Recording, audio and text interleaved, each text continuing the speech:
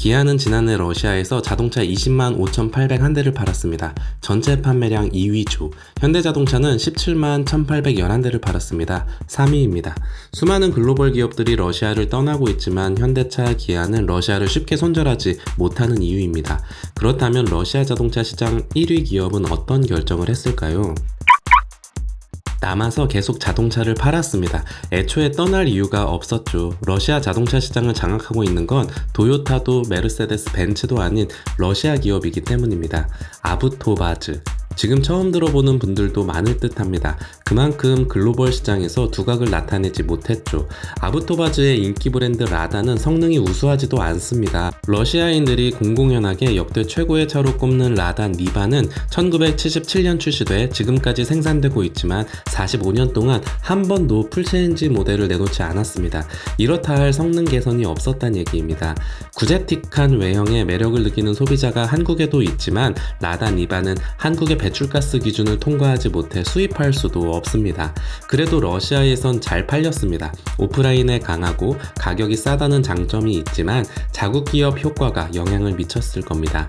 어쩌면 아부토바즈 입장에선 우크라이나 사태를 기회라고 봤을지도 모르겠습니다. 경쟁사가 알아서 러시아를 떠나주면 자연스레 시장 점유율을 더 늘릴 수 있을 테니 말이죠. 그런 아부토바즈가 최근 러시아에서 생산을 중단했습니다. 관련 외신을 찾다가 눈길을 끄는 기사 제목을 발견했습니다. 월스트리트 저널의 기사였죠. Iconic Russian car maker known for Cold War self-reliance halts production.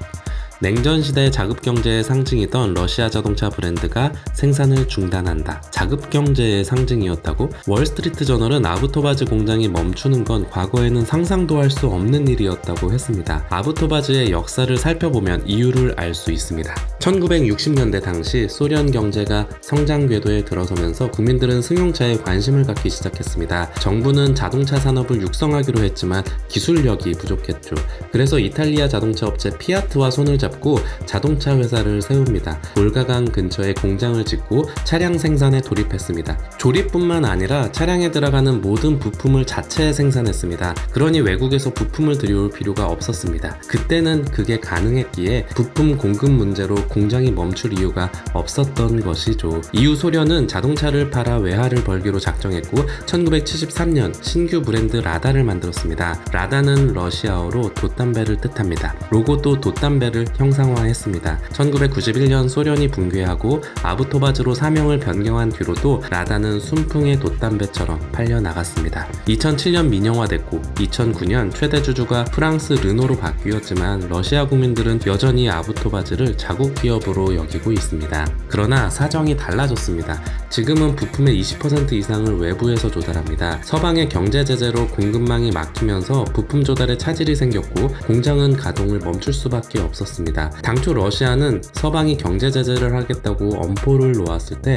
할 테면 해보라는 식이었죠. 러시아는 외환 보유고를 넉넉히 쌓고 서방 의존도를 줄이는 경제 요새화 작업을 진행했었는데 그걸 믿었던 겁니다. 하지만 막상 뚜껑을 열어보니 요새는 없었습니다. 브루킹스 연구소에 따르면 우크라이나 사태 이후 러시아에서 활동하던 400개 이상의 기업이 사업을 철수하거나 문을 닫았습니다. 국민들은 상상을 초월하는 고통에 시달리고 있죠. 독일 국제안보문제연구소 러시아 경제 전문가 야니스 클루게는 이렇게 말했습니다. 러시아와 같은 소규모 경제는 복잡한 첨단 기술 제품을 자체적으로 생산할 수 없어서 자급자족이라는 러시아의 야망은 처음부터 비현실적이었다. 러시아 경제는 이제 훨씬 더 원시적일 것이라고 말이죠. 자립경제가 가능할 거란 생각은 블라디미르 푸틴 러시아 대통령의 결정적 오판이었던 겁니다. 혼자 사는 세상은 없습니다. 러시아뿐 아니라 세계 어느 나라나 마찬가지겠죠. 푸틴 대통령에게 권하고 싶은 책이 한 권 있습니다. 최재천 이화여대 석좌 교수가 쓴 숲에서 경영을 가꾸다라는 책입니다.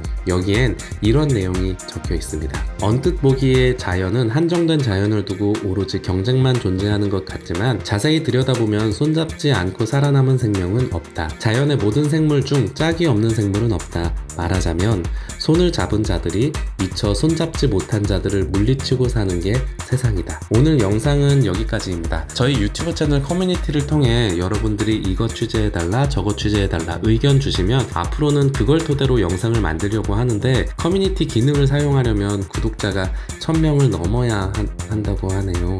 그 바쁘시더라도 구독해 주시면 조만간 여러분들이 궁금해하시는 주제를 영상에 더 적극 반영할 수 있을 것 같습니다. 제로백이었습니다.